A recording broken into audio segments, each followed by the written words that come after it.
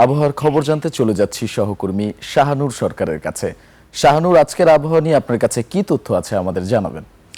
ধন্যবাদ দীপু আপনাকে। দর্শক, এই মুহূর্তে আজকের আবহাওয়ার সর্বশেষ খবর জানাবো আপনাদেরকে। আজ 15 এপ্রিল 2026। মৌসুমী স্বাভাবিক লঘুচাপটি বর্তমানে দক্ষিণ বঙ্গোপসাগরে অবস্থান করছে। আগামী 24 ঘন্টায় সিলেট, ময়মনসিংহ বিভাগের কিছু কিছু জায়গায় এবং রংপুর, রাজশাহী, ঢাকা, খুলনা, বরিশাল ও চট্টগ্রাম বিভাগের দু এক জায়গায় অস্থায়ীভাবে দমকা হাওয়া সহ বৃষ্টি এবং বিদ্যুৎ চমকানো সহ বজ্রবৃষ্টি হতে পারে। আগামী 24 ঘন্টায় সারা দেশে দিনের তাপমাত্রা সামান্য কমলেও রাতের তাপমাত্রা প্রায় অপরিবর্তিত থাকতে পারে।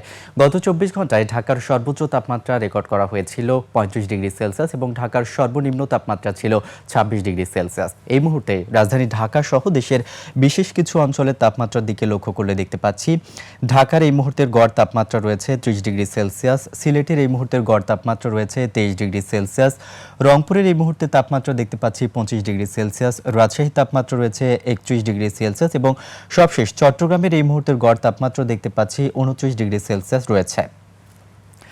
আজ সকালে ঢাকায় বাতাসের আপেক্ষিক আর্দ্রতা রেকর্ড করা হয়েছে শতকরা 85%। আজ ঢাকায় সূর্যোদয় হয়েছে 5টা 38 মিনিটে এবং আজ ঢাকায় সূর্যাস্ত হবে 6টা 20 মিনিটে। দর্শক, এই ছিল আমার কাছে আজকের আবহাওয়ার সর্বশেষ তথ্য। চলে যাচ্ছি দীপুর কাছে। দীপু। জি, ধন্যবাদ শাহানুর আপনাকে।